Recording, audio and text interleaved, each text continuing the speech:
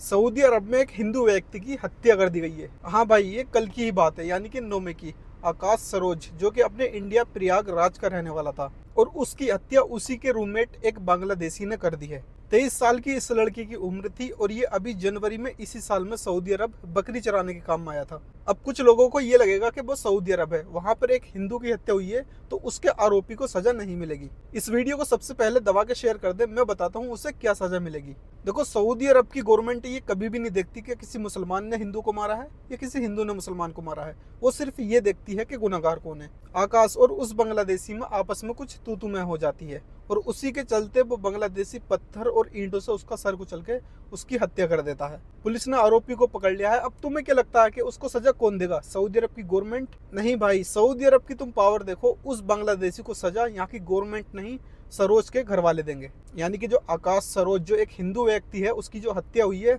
उसकी जिसने हत्या की है, उसको सजा उसके घर वाले देंगे। वो कैसे? क्योंकि सऊदी अरब के अंदर कत्ल एक ऐसा क्राइम है, अगर तुम वो क्राइम करते हो तो तुम्हें मौत के बदले मौत की ही सजा मिलेगी। सिर्फ एक बेसिस पे तुम बच सकते हो, अगर आकाश सरोज यानी कि जिसकी हत्या हुई है, उसके घर वाले उस बांग्लादेशी को माफ कर देते हैं, तो उसका सर कलम होने से बच सकता है। इसे कहते हैं सऊदी अरब के कानून की पावर, और यहाँ पर सिर्फ शरीयत का कानून चलता है। सऊदी अरब जैसी कंट्री में कत्ल, फिर तो तुम्हारे 0.0% बचने के चांस है। अब मैं यहाँ पर एक चीज सोच रहा हूँ यार, यही अगर कानून हमारे इंडिया में होता तो आज हमारे इंडिया में बलात्कार क्राइम कितने कम होते। सऊदी अरब ने जो क्राइमों को रोक रखा अपनी कंट्री में, वो सिर्फ शरीयत के कानून पर रोक रखा है। अगर यहाँ पर ऐसा कानून नहीं होता तो यहाँ भी एक बहुत बड़ी तादाद में क्राइम होते। अभी मैं एक सवाल पूछना चाहता हूँ उन लोगों से जो मेरी इंडिया से वीडियो देख रहे हैं, क्या हमारे देश में ऐसा कानून नहीं होना चाहिए जिससे ये क्राइम कम हो सके? क्योंकि इंसान के अंदर जब तक खौफ नहीं होगा, वो क्राइम करता रहेगा। यार, एक सोचने वाली बात है ना कि जहाँ एक वकील से लेकर वजीर आजम तक